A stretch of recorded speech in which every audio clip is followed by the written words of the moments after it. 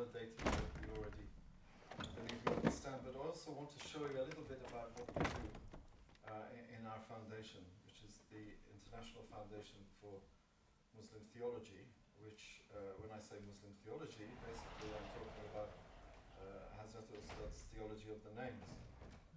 What we try to do is we try to take Sayyid Nursi's understanding of creation, first and foremost to Muslims, and for example to teachers, people who teach in Islamic schools. As you probably realize, the Western education system is completely broken, but also the Islamic school system in the UK is also broken. And not just in the UK, but in most places in the world. And recently I was in Malaysia doing some teacher training and trying to introduce them to the divine names. And you would think, well, everyone knows that there are divine names because we have a hadith which says if you recite the 99 names, you will go to Jannah, and of course they all knew this. But it struck me that they had no concept of actually trying to understand the names as things with which every day we are in close contact. We are swimming in a sea of divine names, you know, to use a swimming metaphor. Imam Ali alayhi salam said that the divine names are the pillars upon which the cosmos is created. And these very, very well-meaning, very, very well-intentioned teachers in Islamic schools in Malaysia, they thought that an Islamic school is a place where you teach, in their case, the Cambridge curriculum, the British curriculum, and occasionally you throw in a hadith, or occasionally you throw in an ayah, and that's it. That's the extent of Islamic teaching. Yeah. So our problem, and we were talking at dinner with Abdullah and with Ahmed Abi about what we want to do in the future, and the fact that we don't have any rivals for what we have. We have something with a unique selling point, right? To use commercial jargon. We have a treasure in the Risale-i-Nur, which the Muslim world needs, and they don't realize this. And when they get exposed to it, it's as though you've shown them a completely new deen. Yep. And they said to us when we were in Malaysia, they said, we thought we were doing the right thing the way we were teaching our students. But now we see this, we realize that we weren't teaching Islamically at all. Because what Hazrat Ustad does is he gives you a conceptual language with which you can understand the universe. And that's what education is about. Education is about understanding the universe. And they're not doing that. The Islamic schools are not doing that. Their fiqh and their hadith and their hifz and all of these things are done separately, so there's a kind of secularization anyway. They're using Western textbooks, which are full of unsubstantiated assertions. You know, the scientists pretend that they're neutral, pretend that they're objective, but of course they're not, because they take a stand. They take an ideological and a philosophical stand. So we thought if we introduce Muslims to the Risale-i-Nur, and this is something that Ahmed Abi has been trying to do for 40 years and has been doing successfully, but they are our first audience. You know, we were talking about YouTube videos full of Sheikh Googles, right? There are lots of shuyukh on the internet, lots of debates between Muslims and Christians, lots of things about fiqh, lots of things about politics. Nothing about the principles of belief. Nothing substantial anyway. And it's my own opinion, and I'm sure that you will agree, that the only scholar in the 20th and 21st century who talks at this level about Usul al-Iman is Ustad. There is no one else. No one else at all. So we don't have any rivals or any competitors actually. Anyway, this is just an example of how we expose them to the Risale.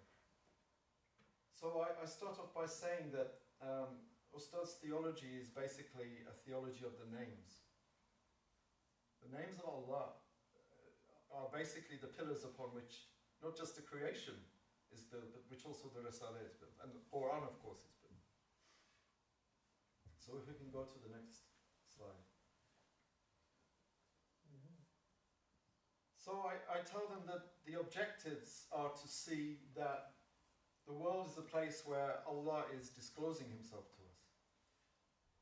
It's very important. And Ustad uses a famous hadith Qudsi, Kuntu kanzan makhfiyan, I was a hidden treasure. And I created human beings in order to worship me. There are different versions of it. To love me, to worship me, and to obey me.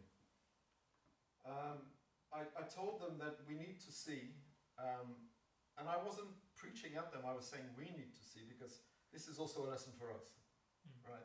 It's not just me telling you about how we expose people to Ustad's work, but this is for us to remind ourselves as well, that it's a place where God is hidden in plain sight. It's a place where God is almost too close to be seen. There's a saying in English, you can't see the wood for the trees. You know, if you're in the middle of a wood, you can't see that it's a wood because you're in the trees, you're in it. So we are so close to Allah that we can't see Him. And this is how He's created us. And then I use a few Nursian tropes, a few Nursian examples. We can see the creation as a book.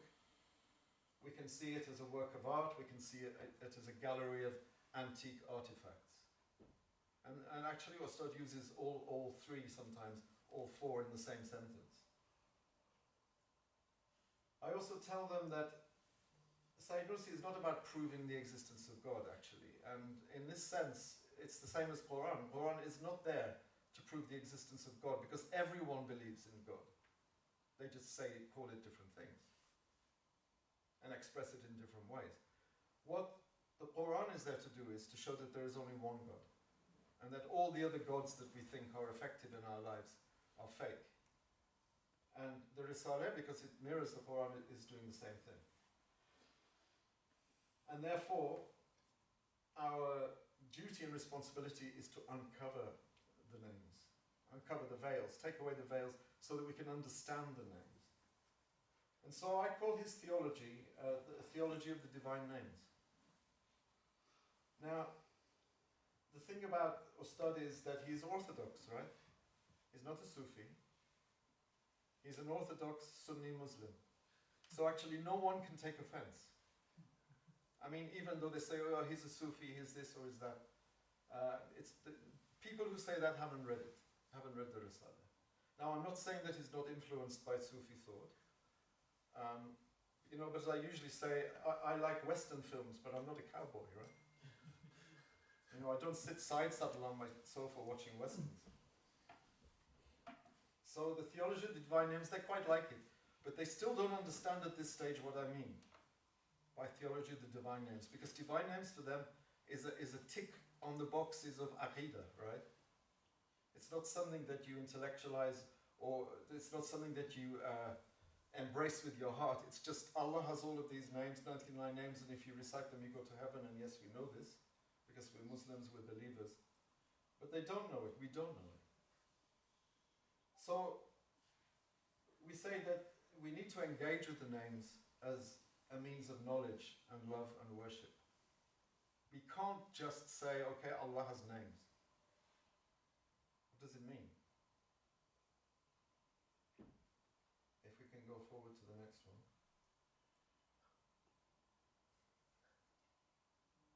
I'm sorry about the transitions on things. I got a bit artistic. I thought it was artistic. Good. I like it. So, then I talk about the hidden treasure, the Hadith Qudsi, and of course, all of the faqihs in the audience then start saying, well, this is not really, this is not really a hadith. It's a Hadith Qudsi, but it's zaif, or it's this, or it's that. Okay, lovely. So I tell them about the hidden treasure, and I said, look, if a hadith is daif, okay, it's daif in its asnad, or in its chain of transmission, but in meaning, this is spot on. Because God is a hidden treasure. And And God is knowable not through his essence but through his names. And I make that quite clear because when you start talking about that, then they start to get a bit paranoid. So we say no, that Allah is knowable through his names. It's the only way we can know Allah. We're created to know the names. Allah teaches us the names. So I tell them about, or we tell them, because it's not just me, there's a group of us.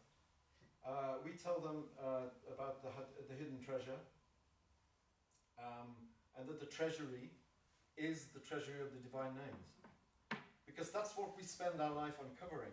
That's what we spend our life loving. Believers or unbelievers. If you love money, if you love fame, if you love celebrity, if you love food, if you love sex, if you love this, if you love that, actually you're loving the divine names. You're loving the feelings that those things give to you through your senses, and they are mediated by the divine names. So we are all in love with the divine names. But in different ways, clearly. If you're an unbeliever, you're in love in a different way. And we can relate to the names through the fact that we have samples of them. Now, Ustad uses the word sample. I'm not sure exactly what the original is. Numone, maybe. Yep. But an example of something isn't really a sample. So I think the translation is wrong. We have reflections. And this is where it gets a bit scary sometimes, because when you start using words like manifestation, tajalli, they say, well, yeah, he means he's a Sufi. Yeah, or even worse, some people will think, he's getting into like, I don't know, avatars and whatnot. Like really, they go into, some of them look shocked, and I say, you're manifesting shock. Who knows what? You tell them if they look shocked, I say, you're manifesting shock. Yeah, yeah, exactly. That's so you're manifesting means you're showing something. Yeah. So Allah shows himself to us through the creation. And at different degrees and at different levels of manifestation. All of the names are not manifested at once. We don't see absolute justice, we don't see absolute mercy, we see everything in degrees. And then slowly they start to get it. And we have to be very careful because people are very sensitive to things such as shadows, reflections and manifestations. They seem very vague. But when you start to pick them apart, they get it slowly. When you talk about the reflection in the mirror, when you talk about the shadow of the hand, they start to get it. And then the different degrees of manifestation, we say, well, a novel has an author, and the author is to an extent manifested in his novel. Because if you write a novel, usually first novel is always autobiographical, right? So if you look at the universe as a novel, it is God's autobiography in a sense. It's what he's written about himself. Yeah? An image in a mirror, we can liken it. They don't usually like that at first because they think it's somehow anthropomorphic. But we always tell them, our language is limited. And English especially it's not heavy enough, it's not strong enough to bear the weight of revelation. So when we translate it to English, it's always going to be deficient. So Allah manifests himself as an author would in a novel, as a human being would look in a mirror, the shadow of your hand on the wall, and there are different degrees and levels of manifestation. We then say, for example, the universe is full of signs on the horizons and in the selves, on the afaq and in the anfus, and that signs and verses are identical. So the Quran has ayat, and the creation, the book of creation has ayat, and they are correlated. So somehow the creation is linked to the Quran, which means that the creation is itself a revelation. It's a written revelation, it's an embodied Quran in a sense. Yes. Actually, one of my colleagues is very brave, and he says the creation is the embodied Quran. Quran Mujassam. which some of them, they appreciate a lot. Sometimes we've had a couple of people get up and walk out, but that's their loss. So this is how we gradually, yawash yawash, go forward. Next one. Can I ask a question? Yeah. Just we can go back. Just a second. What do you mean? I couldn't understand too much. The shadow of your hand on the wall. Can you explain more? This. Yeah. I mean, when the sun is shining, right, and you put your hand up, and the shadow, if you can't see the hand, the shadow is telling you something about the hand, right? You can tell something. I think there's a couple of slides on that, which explains it a bit more. So then we give them a few quotes from Ustad. So the necessarily existent one, wajib al-wujud. And again, these are things they've probably never heard. So they have to be unpacked, they have to be explained. What is the source of this concept, wajib wujud? Before you start, who used it? I think Ibn Sina. Ibn Sina? I think. It's the ulama of Aqidah and the ulama of Kalam use. Definitely yes, Ibn Sina it uses started it. with Ibn Sina, but it's Yeah. just absolutely pervasive. Yeah. Absolutely pervasive. And you cannot pick up a book of Aqidah after, Ibn Sina and Imam Ghazali, etc., except that it's there. What about Ghazali and Rabbani? See? I think Imam Ghazali would use it as well. Absolutely. Okay. But I mean, this is also in Christian theology as well. St. Anselm and his ontological argument is basically Aristotle this. started, yeah. Yes. So we'll read it. The necessarily existent one possesses infinite beauty and perfection. For all the varieties of them dispersed through the universe are the signs and indications of his beauty and perfection. And this starts to get them. It starts to attract the hearts then. Those who possess beauty and perfection clearly love them. Similarly, the all-glorious one greatly loves his beauty, and he loves it in a way that befits himself. Furthermore, he loves his names, which are the rays of his beauty. And since he loves them, he surely loves his art, which displays their beauty. In which case, he also loves his creatures, which are mirrors reflecting his beauty. And then we bring in slowly the different metaphors that Ustad uses, mirrors, and books and palaces and all of these things, which are mirrors reflecting his beauty and perfection. Since he loves the creatures that display them, he certainly loves the creatures' fine qualities, which point to the beauty and perfection of his names. Now, no one can take offense at this. It's impossible to take offense at this. First of all, it's beautifully written. Have you ever visited theology faculties in Turkey? Yes, they're supposedly the poorest faculties intellectually in Turkey, yes, I know. But there are a few good theologians in Turkey. Ibn Haldun University? And others as well. I mean, if they have some training of Arabic, some training of Turkish literature, some training, they appreciate it. But I'm talking now about Malaysian Islamic school teachers and English and Canadian and Americans who we've given these courses to. No one can take offense at this. Maybe they do, I don't know. But again, that's their loss, Next one, please.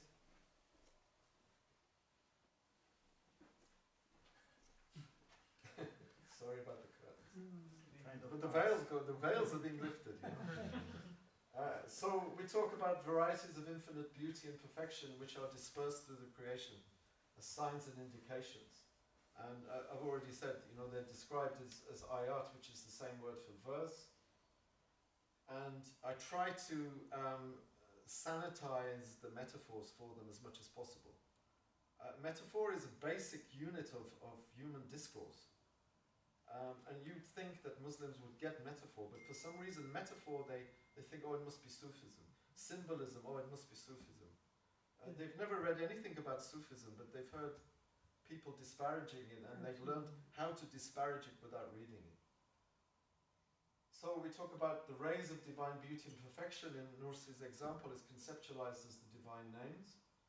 The names are the beauties which are scattered throughout the creation.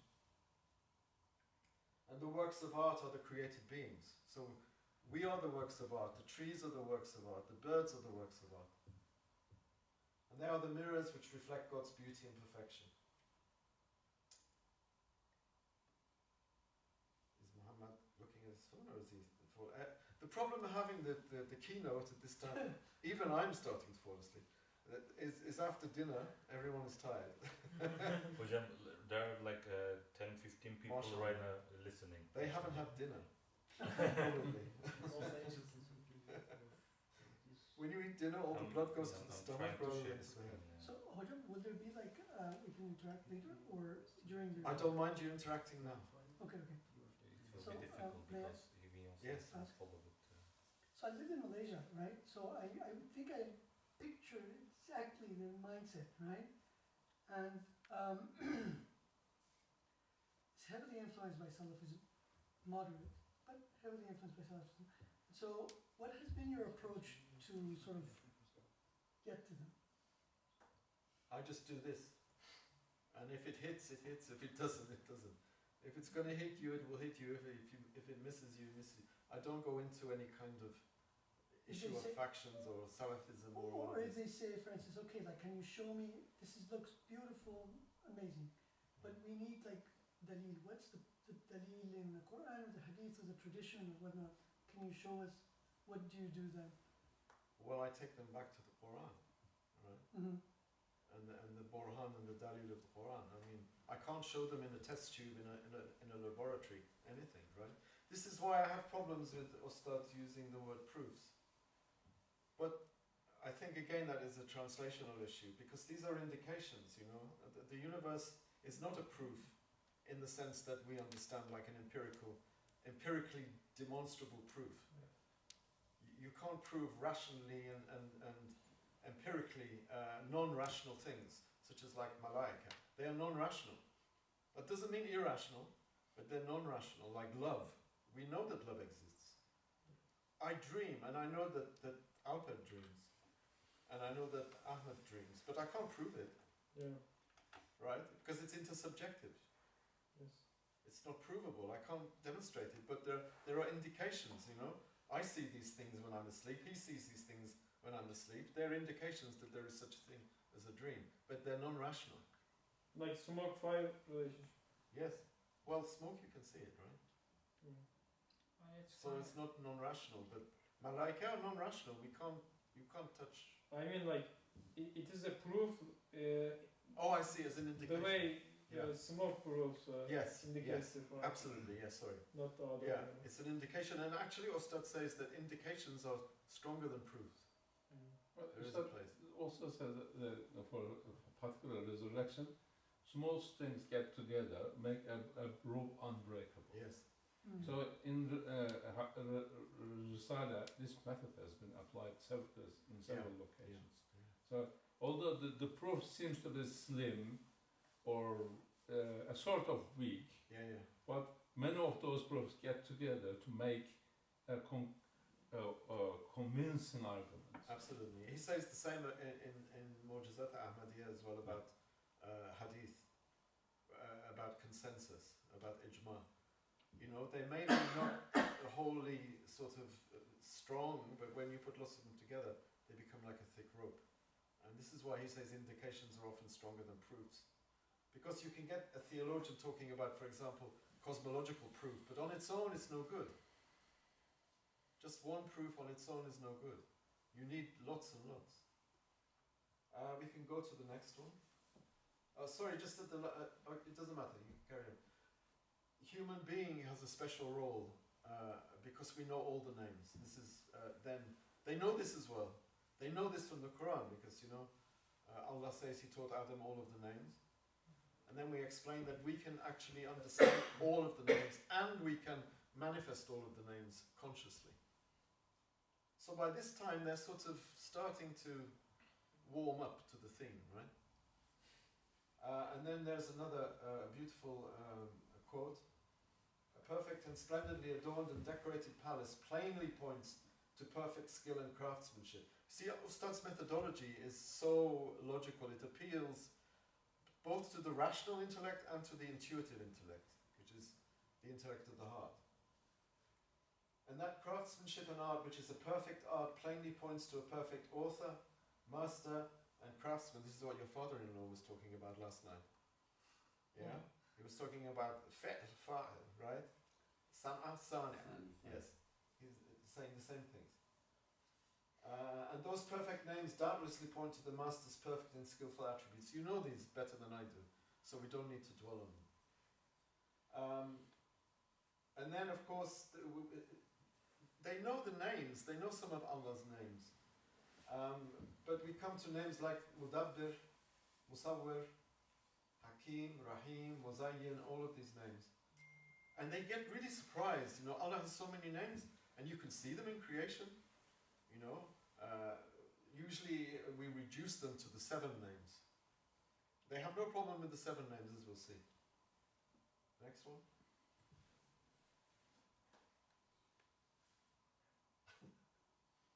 So, then we talk about moving from the created to the creator. One of the ways in which we know Allah is through how He introduces Himself, right? So the creation is Allah's ID. Yes? It's His wajh, it's His face, and your face is your ID. So, Ustad begins with creation, not always. In the 10th word, for example, he has 2 kinds of methodology. He goes from the created to the creator, and then in the second half of the 10th word, he goes from the creator to the created, as we'll see, because we're reading it. So he begins with the creation and works back to the creator from the perfections they exhibit. He argues from the existence of perfections to the existence of the names who describe the owner of these perfections. You are all very conversant with this style. But our friends in Malaysia, our friends in Tanzania, our friends in Pakistan, our Muslim friends everywhere and brothers, they're not. They're not conversant with this kind of understanding of Islam. They're not, absolutely. This is absolutely, it's not unique. When I say Ustad is not unique, don't misunderstand me. The way that he repackages the ma'rifah of the past is unique. It's absolutely unique for our age. But it's recycling, right? It's unique recycling, because these are haqa'iq which are from the beginning, from the Quran. Otherwise it will repeat that, right? It would be not understandable for us. So the language they don't get at first, but then when I tell them, or when we tell them, that this is Quran, the Quran is saying exactly this. But this is being said in a way that we can understand and in a language that we can resonate with. So then I say, when I talk about theology, I tell them, don't confuse it with university theology. The theology departments in not just Turkish universities, but all universities. Because, and it's also when I say that I come from a foundation of Muslim theology, they say, oh, kalam. I say, no, it's not kalam. It's not kalam.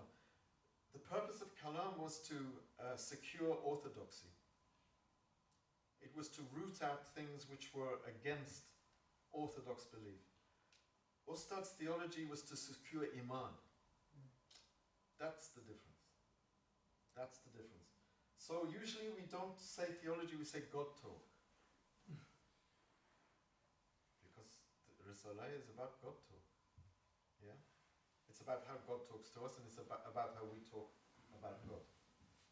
And then we get to the 7 names, and then they feel they're on firm ground, because they know about the 7 names, right? They know about the Isma Dhati, Asma Dhati. If we go on to the next one. Sorry about the curtains again. And then Ustad, I can't remember where it is. It might be in Isharatul Ijaz. You will correct me if I'm wrong.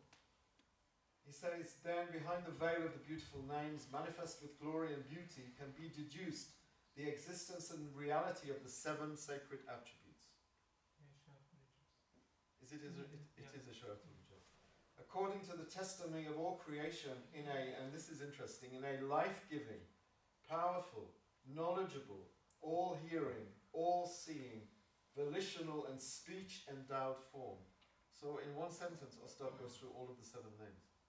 And you can see them in the audience suddenly, you know, yes.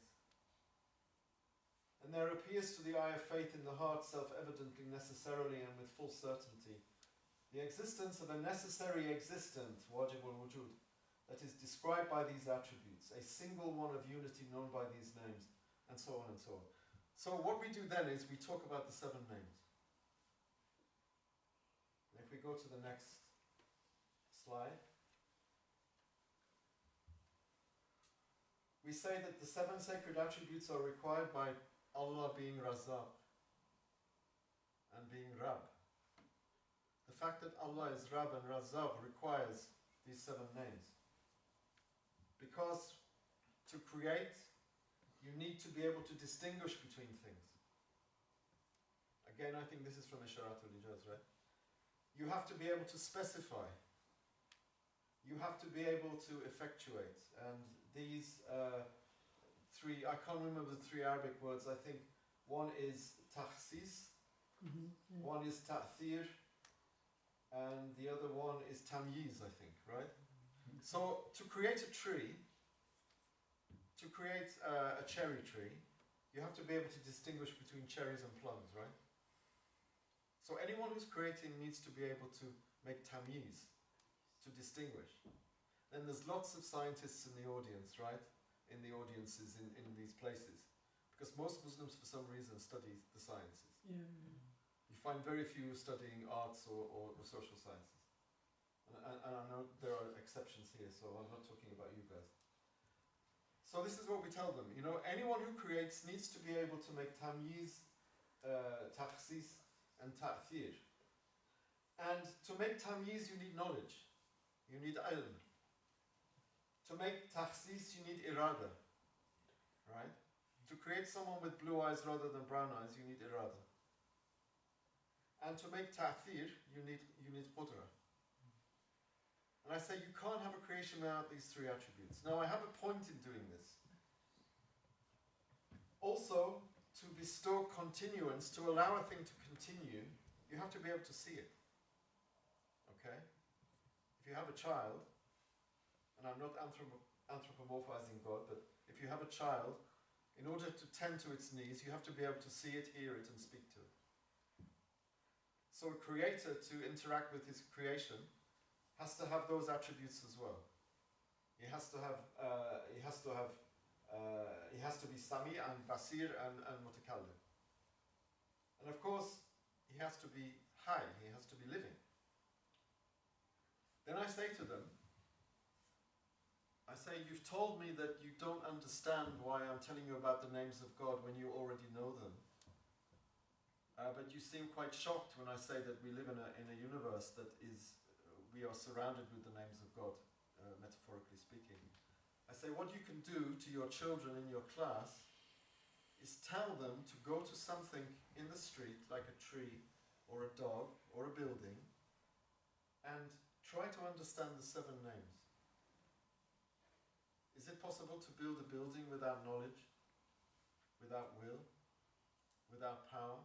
No. Is it possible for a doctor to treat a patient without seeing him, or without hearing him, or without speaking to him? And then they start to realize that God's names are intimately involved in our own existence, in our own interactions with the world. They understand the Ismail Dhati because they've learned that there are categories of names. There are Ismail Dhati, Ismail Thubuti, Ismail Fi'li. They've learned them as boxes that you tick in a theology class. This is practical. You know, Ustad is a practical theologian. You know, it's like it's a continuation of prophethood. Earth and universe is his laboratory. Yes, absolutely. Yeah, absolutely.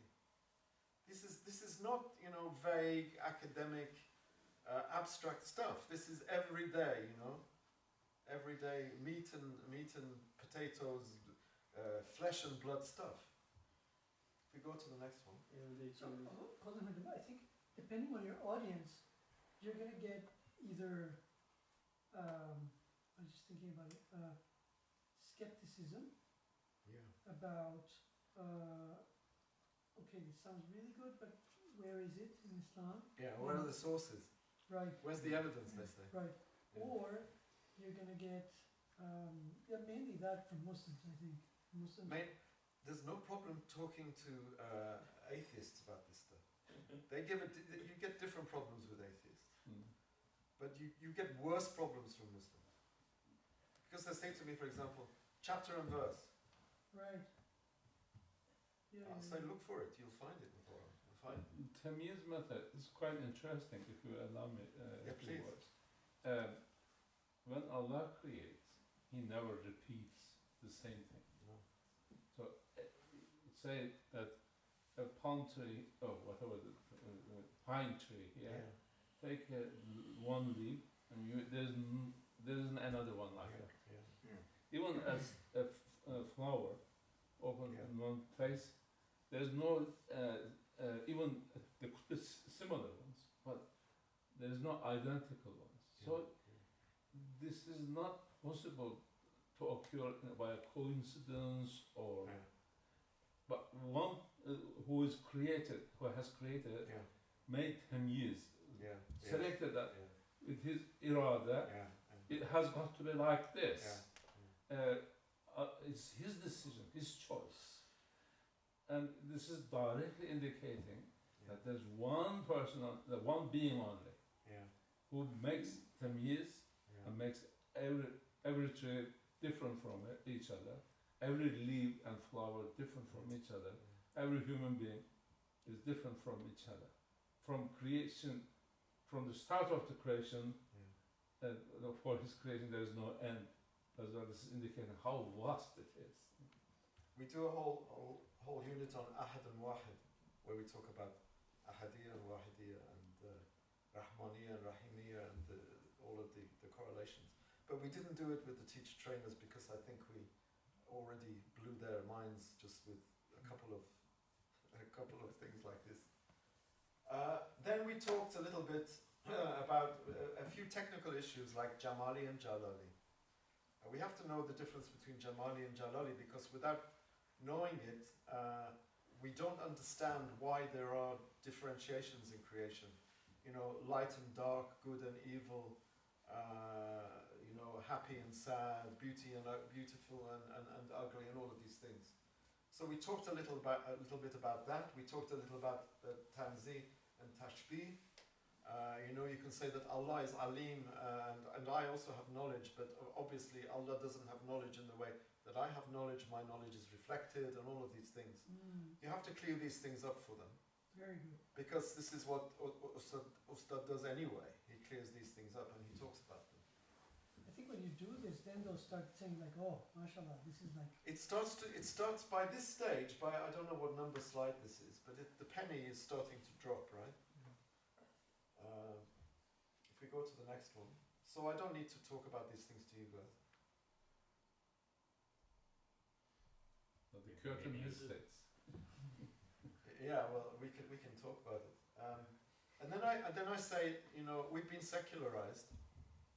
Our lands have been secularized. Our deen has been secularized, and turned into something which is personal and private, and it can't be shown because we live in secular states. Some worse than others, like in France, which is crazy. So I say the universe was also secularized by the scientific revolution, and this is I wanted to do that one tonight, but I want to leave it till Saturday because there'll be more people here. Because we are a bit we have science as a fetish. We fetishize science. Science is magic. The scientists of today are the sorcerers of the time of Musa alayhi salam. Today's scientists are the sorcerers of today's age. So I want you to save that. But what I show them is, or what we show them as a group is, that for Ustad, it's either all or nothing. Either everything points to Allah or nothing does. Right? Either everything indicates Him or nothing indicates Him. There's no in between. So when we were talking about, the idea of the secular and the worldly life, like we say Bismillah, and then that's it, we forget. We go about our day and we do our worldly things. Ustad has none of this rubbish, you know. It's either everything points to him or nothing does. There's no third way, you know. It can't be that there is an Allah but nothing indicates him, which is basically, for those who have religion today in the world, that's how things are. There's a God, but it doesn't have any real effect on my life, you know. There may be a hell, I hope there's a heaven, there may be a hell, but what's it got to do with washing the car? Yeah? It can't be the case that something indicates him and others don't, right? So we had, I remember, there was a very good, he's now a very good friend of mine, but he was living with us for a year in our house in Durham. And he was a Saudi, but his father was Yemeni, so he wasn't really a Saudi in that sense. And he was such a lovely guy, and his English was perfect, he was so bright. But he couldn't understand why we had a book, Peppa the Pig. Peppa the Pig is a cartoon, right? No. Peppa the Pig is a cartoon in England, you know it. I don't know whose book it was, because my kids were too old, so I don't know how the book got into our house. Or maybe he saw it online. And he said, why do you people watch cartoons about pigs, you know? Pigs haram. I said, no, pigs are haram to eat. They're not haram to make a cartoon about. And I said, Ahmed, his name is Ahmed, he wouldn't mind me telling you, I love him dearly, like my own children. I said, Ahmed, you have to learn to love pigs. He said, Akhi, he called me Akhi, he said, Akhi, I can learn to love lots of things, but not pigs. Please don't make me love pigs. I said, Allah creates the pig. Allah creates the pig the way the pig is, and dogs as well. I know there are lots of mazahib which, for dogs are not clean. But I said, dogs are created by Allah. Pardon this, but when you go to the toilet, whatever comes out of your body is created by Allah. And he was having problems with this. And I said, look, it's either all or nothing. Either Allah creates everything or nothing. Hocam, the reason of his confusion is, I think, in 21st word, 2nd chapter, it says, bad and good are not like inherent in things. It is that when Allah orders, it becomes good, and Allah. This divine command theory. And I think we have to rethink the way Ustad frames that, because elsewhere he makes it quite clear that everything that's created is inherently good, because there is a verse in Quran which says this. That's a good discussion to have, though. I'd like to have that discussion, because I have problems with the whole notion of things are good because Allah says they are good. Things are good because He is good, and He creates them. I got this realization when I was a kid, like, and I tried to conceptualize concept of reproduction, and like, isn't it bad because this is how we are taught? No, it is not inherently bad. Like, it is bad when you do it in a prohibited way. Yeah. So when we do this, in order to do this distinction, you understand that nothing is inherently bad. Oh, the action, no, but the action is inherently good, right? I don't mean inherently pleasurable, I mean it's inherently good, khair, it's khalqa is khair. But if you're not married, the creation of it is still khair, but your intention is bad. But we can discuss this. Anyway, my point in talking about Ahmad was that everything indicates Allah. You can't secularize the universe and say, okay, so much here, but the rest is, you know. But we do this. We do it. I was talking again in Malaysia. Actually, it wasn't me. It was my colleague, and he was talking about ayat, Allah's ayat. Can you give me some examples of ayat? He said, and they were saying things like a rainbow is an ayah, or kusuf. Eclipse. An eclipse is an ayah, and they were trying to think. An earthquake is an ayah because you do namaz ayat. There is a namaz that you do when there is an earthquake or an eclipse. And we're saying, you've named 3 ayah. Look at the world. The world is full of created beings and everyone is an ayah. And they gradually get it. No part of creation is untouched by his attributes. There's no conceptual vacuum. There's no non-existence in creation. There's no evil in creation. Evil is not created. Evil exists, it has a reality, but it's relational. Wherever you look, there is the face of God. And again, some of them sort of think, what? But it's Quranic. Wherever you look, there is Wajhullah. Wherever you look, there is the face of God. The ID, God's ID, in other words. God is known by his names, but the perfections of his beauty are scattered through the universe. Actually, they're not scattered. Scattered gives a random idea. They're not random, so I have to get rid of that. In the form of shadows, reflections, or manifestations. This is where they have problems. They say God's names are everywhere, but that means God is everywhere. Is this not pantheism? Is this not wahdatul wujud? That question comes up all the time. Is it not wahdatul wujud? No, when you look in a mirror, your reflection is you, but it's not you. It doesn't have the same existence as you. It has its own existence. But again, it's not separate from you. And gradually they get it because they're all educated, right? But it's no good just being intellectually educated, you have to be heart educated as well. We have 2 kinds of intellect. And the Christians make a distinction between rational intellect and intuitive intellect. Ratio and intellectus.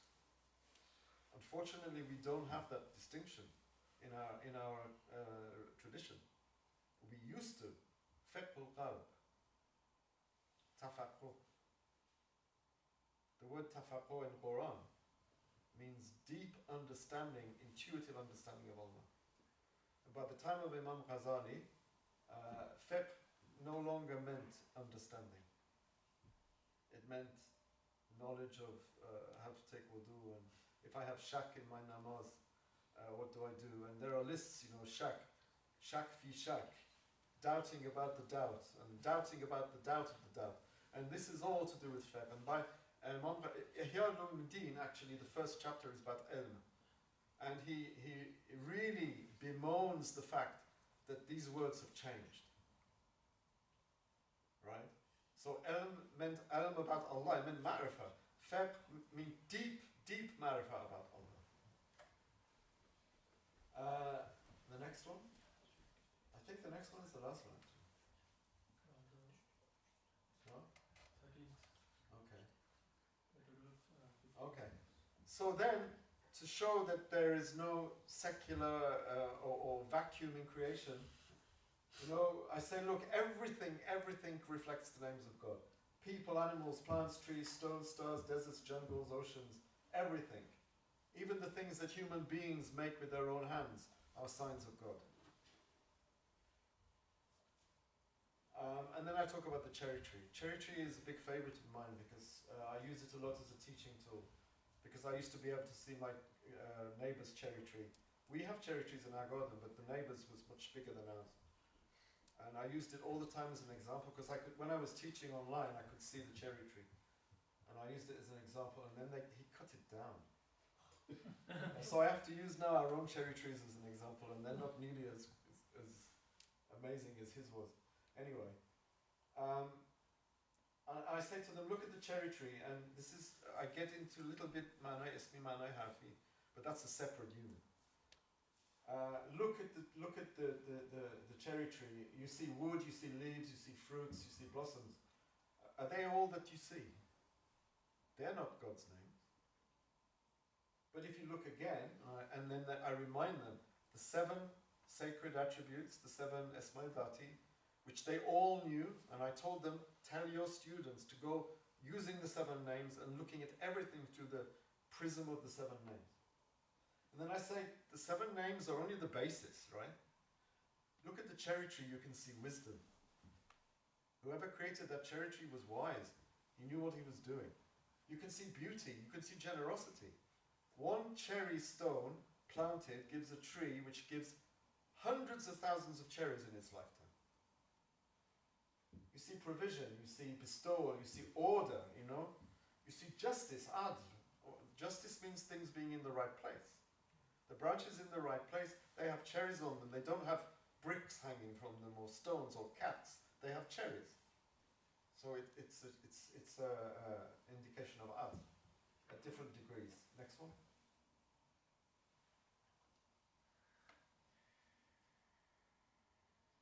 So, this is the final one, yeah? So at the end I tell them that to see divine names everywhere means that we can re-sacralize the creation. Creation has become desacralized since the scientific revolution, and since the Newtonian revolution, and since Descartes, and the Enlightenment, and Freud, and Darwin, and all of these guys. We can resacralize it by seeing divine names everywhere. Because everything points to Allah. There's nowhere in creation where divine names are not manifest, even on a dog, or a pig, as I used to tell Ahmed. Everywhere you look, there is the face of Allah. To see all things as divine names gives us a connection with Allah. If you see everything as a reflection of Allah, it means you're constantly in communion with Him. If we fail to see the names, and they were saying, we don't see the names, we don't look. Right? When we teach our kids, they said, we teach them about, the rain. What does Quran say about the rain? MashaAllah. Right? They teach about the rain cycle, about, I don't know the scientific terms they use, and occasionally they'll throw in a hadith, or they'll throw in an ayah, but they won't talk about it. They say, there is this ayah about the rain. And that's, for them, Islamic education. It's pitiful, really. People are taking their kids out of Christian schools, or just Western schools, and putting them in Islamic schools, and they think they're doing something good. You're just exchanging one fraud for another, really. So, to fail to see the divine names leads to secularization of faith. This is why the Muslim world is now, in thought, completely secular, because our imams don't teach this. They don't teach this. They teach it in a formal fiqh way, aqidah. Someone said to me, Akhi, you're just teaching aqidah. No, I'm not, because aqidah is a list. It's a list of the things that we have to believe in. But it doesn't tell me how to believe. Ustad tells you why this is, why it's important, why it's crucial for you to understand this. Not just that I have to believe that Allah is one. Everyone knows Allah is one. We say sometimes, what do you understand from Tawheed? They say Allah is one. What does that mean? They say He's one. I said I can hear. What does it mean? And you don't. I mean, I may be exaggerating, but you don't get any explanation. Ahad and Wahid. I say, without knowing Ahad and Wahid, you can't know Allah's Tawheed. It's impossible, because Allah creates uniquely, but He also creates uniquely. Everything is created uniquely, and it's connected. And if believing in Ahadiyya means that Allah is always creating, because everything is unique, it means He's creating now. But they think Allah created, and now we have the world, and Allah becomes like a constitutional monarch, right? Like the King of England, who's the king, but he has no power. So these are things which Ustad takes to pieces, And to resacralize is to desecularize. So by that time, they're all sitting there and they wondered what hit them. I mean, it's not me, it's I say this is, they ask, who is this person? Who is this Sayyid Nursi? Usually someone explains who Sayyid Nursi is before we teach this, but I said, don't do it like this. Let's teach them this, see whether they get interested. And they all say, who is it? Who is this? You mentioned Sayyid Nursi 2 or 3 times. Who is he? And then you can explain. And then they say, oh, we need to read more. Some of them, not all of them, but some of them do. And even if one of them does, then their teaching may change when they read Risala. So I just thought I'd show you something, what we do, and maybe also for us it's refreshing, isn't it? Refreshing our ideas about the divine name. Colin, I was an academic for 12 years and then passed on to technology. During this transition, technologists didn't like me because I was acting like an academic. Technologists putting the knowledge into action. Technologists are making it practical and useful. So I think theologians are acting like an academic person in this sense. And the technologists are acting like Bediüzzaman Said. So Bediüzzaman Hazretleri opens the creation and tries to present it to look inside, but theologians or those who are thinking along that line, their line, are not used to thinking like this. So it is to make a value in their mind. I think you are doing very excellent work just to illuminate their path of progression. The thing is, I've taught theology in the orthodox way. I've taught about was the Quran created or non-created to non-Muslims, and I don't see the point of it, to be honest, because kalam was, as I said before, it was to secure orthodoxy, right? Ghazali and others like him were worried that people were losing what is the correct belief. There were lots of strange beliefs coming in, especially after Baghdad fell and the Mongols came, and after that. There were some good things which happened, of course, and also some bad things. But Kalam was in order to say, well, this Aqidah is wrong for this reason, and then there's all the arguments. And then this Aqidah is right for all of these arguments. This is classical Kalam. We want to revive theology, but not Kalam. Because what Ustad was doing, he said, if I lived at the time of Ghazali, I would have written Ihya. And if Ghazali had lived, he was very humble, Ustad. If Ghazali had lived at his time, he would have written Risaleh. I have some problems with that, but the point is, the Risaleh was written to secure belief, and theology should be about securing belief, not about teaching some abstract issues that were talked about by Taftazani or the great Imams Fakhruddin Razi in the 13th century. They're very interesting, they're intellectually stimulating, but they're practically of almost no value. For today. Sorry? For today. Yeah, for today, yes. I think also the difference is described by himself in this respect. In the past, talking about Tawheed was like bringing water from mountain with pipes, and then you have water. But Risale-i Nur, like Asai Musa, Struck the rock. sorry? Striking a rock. Striking rock. Everywhere it takes water with what's it called, the sondage. It's just extracting water from earth wherever you are. From every creation, from every object created, and from every action of creation, that provides an evidence. With that evidence, we can convince everybody. We don't need to set up all these long pipes to drink water. In the past, they used this causality.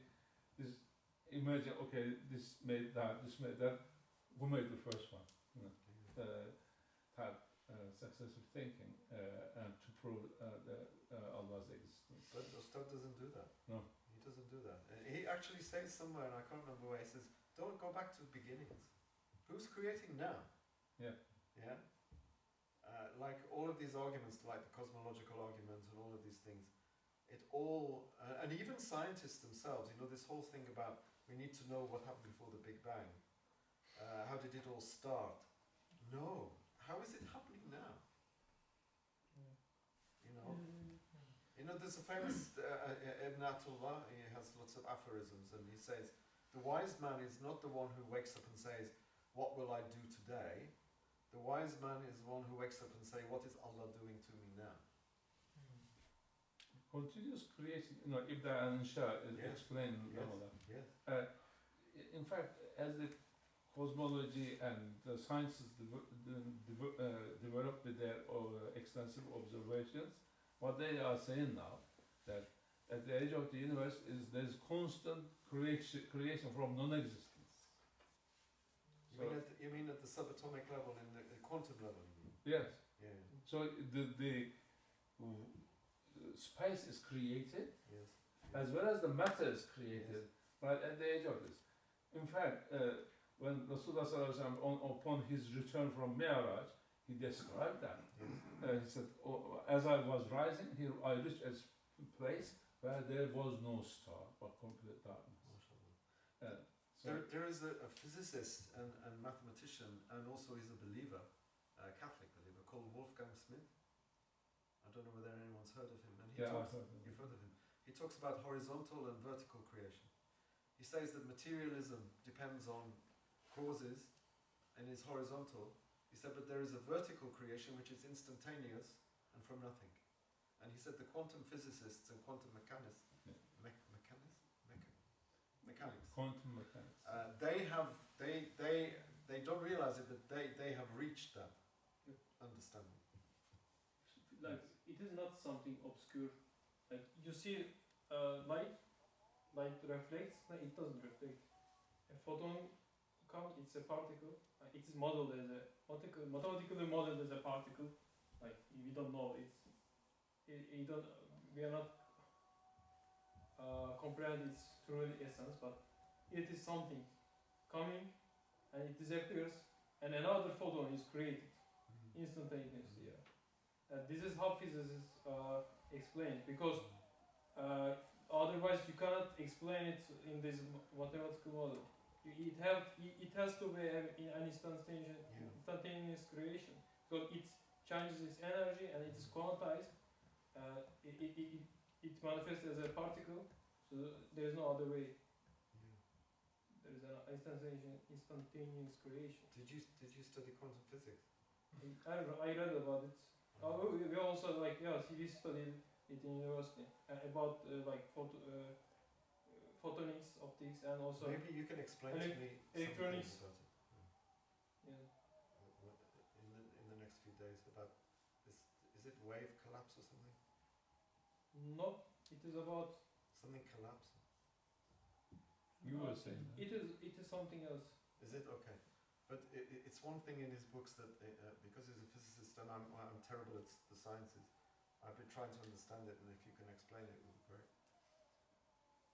So yeah, but it's a hard job. It's a tough job, you know, because Muslims are usually, if they're traditional Muslims, you know, you can't tell them very much. So we know this. We believe we're Muslims. It's very difficult. What do we do? I mean, that's our main audience, yeah? But it's so difficult because,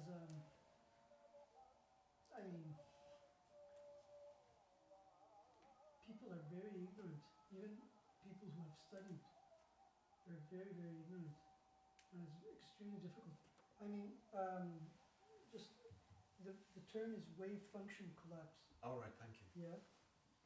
Now, recently in one dust, one brother read something I was completely amazed by. It's in Emirda 2, right? Page 53. So, mashallah, it's also in English. It's translated in English. And so it says, Bismillahirrahmanirrahim. The Risala Nur has begun to fill the secular schools with light. Their pupils are attaching themselves to it to a greater extent than the madrasa, religious school scholars, becoming students of it and spreading it, right? And then it says, God willing, the inmates of the religious schools. Inmate. Anyway, the inmates of the religious schools will slowly recognize the Risalah Nur's worth, for in reality it belongs to them and is the product of their schools, right? So, but he read the original, right? And it wasn't shocked because in the original it's even more eloquent. I mean, it says, medrese ehli yavaş yavaş hakiki malları ve medrese mahsuru olan nurlara sahip çıkacaklar, right? And the thing is, because the Ustad, he says, you know, this has been said by ulama, it's in the Quran, it's, you know, every generation knows it in a different way, but it's the same, right? And then if you have people who are ulama, right, not just people with some some literacy in Islam, because you don't have literacy in Islam. If people are literate in Islam, no, they will say, no, where does this come from? Where, you know, they'll object entirely. If they are real ulama, they'll recognize right. Yeah. If they're not ulama, but they're thinking, they'll be like, of It's course, their it mud, makes it's their all the heritage. sense. It's Right. their heritage. So they've then the lost thing is, people in Muslim educations, I think, and especially like in some parts of the Muslim world, right?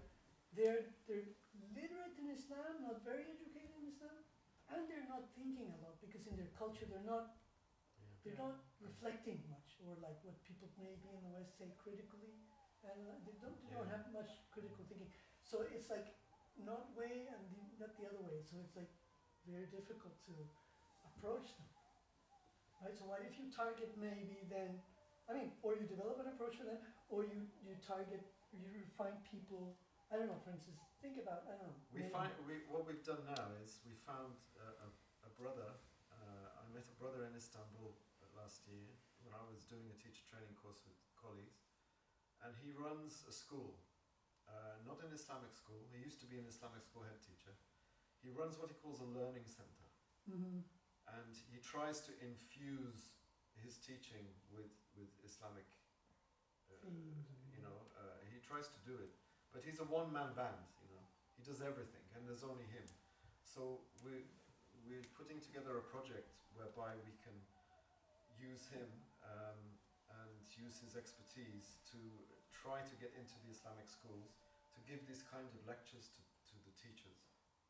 Yeah, there's a group of expatriates who live in Istanbul, and they gathered together, and they said we need to set up a school for our kids, and they actually did it. Yeah. It's now run in the second year, and it's a really interesting experiment. But I'm sure it'll be very interesting. Well, he set up a learning centre. It's not a school, because if it were a school, then we have something in the UK called Ofsted. And Ofsted is kind of a regulatory body that comes around and it checks and it makes sure that you're teaching the state curriculum. And because his students study less than 16 hours a week and they still get excellent results, he doesn't have to is not answerable to Ofsted, which means he doesn't have to implement the state curriculum. State curriculum is toxic, right? Absolutely toxic, especially when it comes to so-called personal and relationship education, where you have all of the non-governmental bodies and charities and LGBTQ plus 1, 2, 3, 4. The Rainbow Mafia, right? You have the Rainbow Mafia and you have other groups coming in to talk to children as young as 4 or 5. You may be trans, you know? Yeah. Do you sometimes like playing with dolls? Well, you need to cut this out. No, they need to know. So In the record. They can't cancel us here. We're high in the mountains. Maybe you can edit that bit out. But this is it's serious, and Muslim parents are taking their kids out of state schools and putting them into Islamic schools. Okay, in Islamic schools they still have to teach those curricula. So this friend of mine that I met in Istanbul, it was very strange the way I met him in Istanbul. That's another story. We realized we went to the same school. I'd never seen him before, you know. He was at dinner in the Vakf, in Aya came in. I was was at dinner and he came down and he was wearing a Pakistani attire, like this basically. And I said, where are you from? He said, England. I said, I'm from England as well. I said, which city are you from? He said, Birmingham. I said, oh, I was born in Birmingham as well. I said, where were you born in Birmingham? He said, Handsworth, which is where it's mostly a black area. And I was also born there. He said, you were born there? I said, yeah. I said, I bet you didn't go to my school though. Because I didn't live in Handsworth, I was only born there. And I named the school and he went there as well. So in Istanbul, I met this guy that we had so many things in common, and now we're going to work together. He's the one who's got the teaching. He calls it a learning center, and he said that's the way forward. And we need more people like that because it's not regulated by Ofsted. He doesn't have to implement the national curriculum, and he can teach what he wants, and it's very, very successful. The kids are only there for 16 hours a week. But how they manage the officiality, because the certificates in Turkey it's impossible. It's how it's in UK. Because in Turkey you need to follow the state curriculum. In England you don't have to. Okay, You don't have to. You can homeschool your kids. You don't have to send your kids to school, but not everyone can do that, right? Either you don't have the intellectual capacity to do it, or you're not. Patience. Yeah, with me it would be the patience. Or if you're not very well off, and both the women and both the woman and the man have to work, then how do you do it? So his is a kind of in between solution. It's not an Islamic school because Islamic schools are regulated, and it's not homeschooling because he has 40 students. So you can teach like up to 16 hours a week. Yes. Can you have like two different learning centers, and then you can go up to 32 hours? And like it will be full. No. I mean, they teach A levels, O levels, GCSEs and A levels. Do you know the terminology? GCSEs and A levels, and they want to start also with juniors as well. What he said is, because they concentrate mostly on the sciences, if another center wants to concentrate on the arts, then students can pick and choose. So this is our big plan for the future. But I said to him, and he agreed, because he saw this lecture, not actually this lecture, a different lecture. He said, this is what we want for our teachers, because a student is only going to be as good as the teacher, insofar as mindset is concerned. But there are like these 5D centers as well. In 5D, he said, 5D is too raw. It needs to have a whole curriculum, and they don't have it. They just have 2 or 3 books. 5D is good. I mean, I work with the 5D people. I work for them when they ask me. But we're slightly different. We want to target the teachers, right? It's no good just targeting the pupils if you're going to leave them with teachers who don't know what they're doing. So we have a treasure, you know. We have this treasure in the Risale, and people need it and they don't realize. You need to target teachers, you need to target university students, you need to target like people who college You study can't students. target the ulama. Please. If the they, ulama targets you. Let's take these things around the theological faculties in Turkey. And You go for hunting and get hunted. you know, you come back worse than they.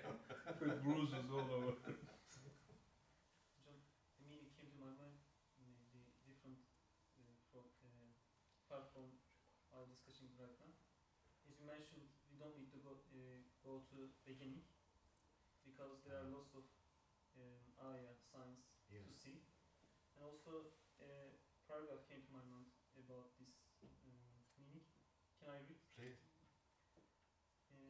It's on the 23rd flash introduction. Tabiat Nature. Yeah. Indeed, since beings exist, and this cannot be denied, and since each being comes in the existence in a wise and artistic fashion, and since each is not outside time, but is being continuously renewed, then of a sapphire of the truth, you are bound to say either that the cause in the world create beings, for example, this animal, that is to say, it comes into existence through the coming together of causes, or that it forms itself, or that its coming into existence is a requirement and necessary effect of nature, or that it is created through the power of one all-powerful and all-glorious. Then so on. Ustad said, as you mentioned, let me look, continuously renewed. Hudus, the truth of Hudus. Yeah. We can see that from this side. That's it. Yeah, thanks for that.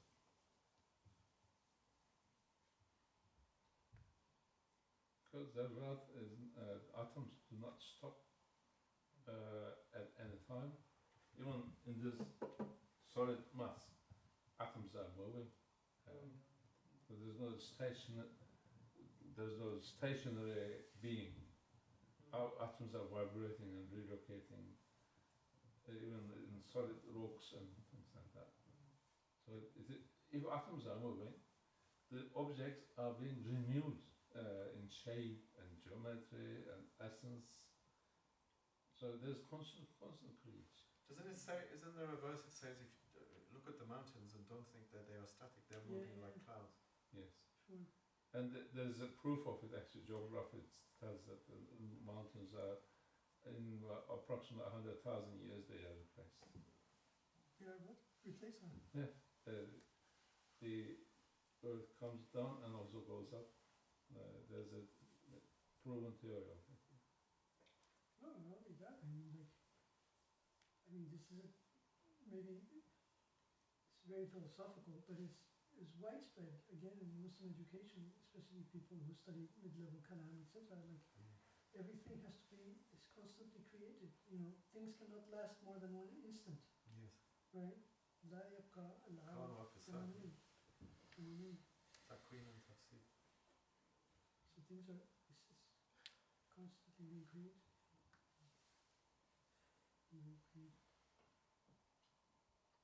There's also a theory that matter and antimatter, matter goes into a sort of non-existence and comes back instantaneously. Nothing is stable. Baki, Hakiki is Allah. The rest, signs of vanishing is given at a sort of spontaneously in a very short duration of time.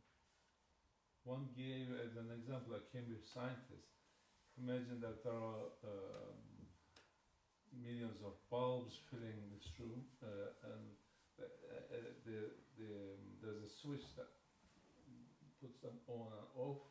Randomly they are switched at very small durations, switched off and brought back to. When you look at it as a whole, it is all illuminated. Looks continuous. But some of them are going into non-existence and coming back out. Light is off and on. And in general, we look at a universe which is constantly existing. In fact, at atom level, it is not. Is that why they said that Newtonian physics works at the macro level to an extent, but not at the micro level? It's a different system. Yes. Beyond the veil of corporeality. Also, a majority of philosophers didn't understand the tahavrat zarrat, also is that mentioned. So they look everything changing as you mentioned, and simply continuously renewed. They didn't understand, and also, and Ustad fix this problem, I think. One of the many tillsyns.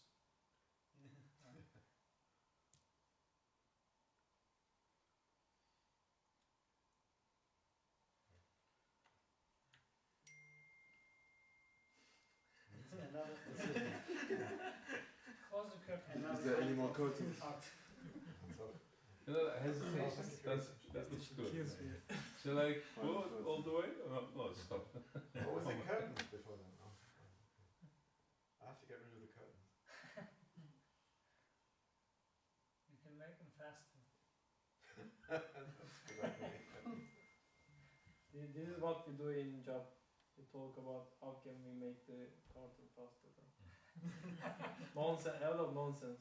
Okay, progress on audio desk. Thanks for joining, inshallah. Hopefully we will broadcast maybe in the following days as well. There are some people asking, so if that's okay. So yeah, we'll update on the group, inshallah. Oh, it's Tuesday, isn't it today? Yeah, it was part of Tuesday. That's But good. but the brothers also asked like, can we broadcast for the rest of the week as well, especially for keynote. I don't know. Should we conclude the message? Someone else can make the dua. Just thank you for your attention. That's all. You're the boss. Choose someone else. Okay. Can you make a dua to conclude the test? In English? In English. Mm-hmm. Oh, it's okay. Arabic and English maybe. Spanish maybe. Here's some instruction.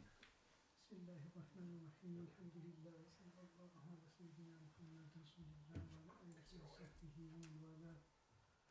Allahumma, we ask you please to illuminate our lives with the Allah, we don't hear. We ask Allah subhanahu wa ta'ala to illuminate our lives and our minds with the beauty of the truths of the Quran, Sunnah of the Prophet sallallahu alaihi wasallam, the endless wisdom in that, inshallah ta'ala, that He make us die in a path of constant attention and learning and implementation and guidance. And we ask Allah ta'ala that He make us guides for ourselves, for our families, for the people who surround us, Muslim, non-Muslim. We ask Allah subhanahu wa ta'ala to grant us to be people who can show the beauty of His religion, of His faith, of His wisdom to others. اللهم اجعل القرآن ربيع قلوبنا، اللهم اجعل القرآن ربيع قلوبنا، اللهم فقهنا في الدين، اللهم فقهنا في الدين، اللهم أمتنا وأنت راض عنا يا رب العالمين، اللهم نسألك لإخواننا في كل مكان يا ربنا، آمين، خاصة في أهل غزة يا رب العالمين. وصل اللهم على سيدنا محمد وعلى آله وصحبه أجمعين. تقبل منا ربنا بسر سورة الفاتحة.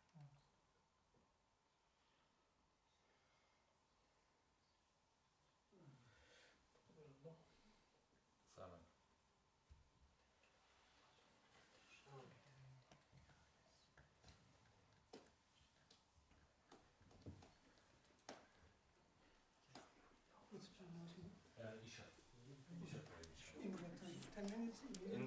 In 10 minutes. Let's have wudu, refresh our wudus, and we can.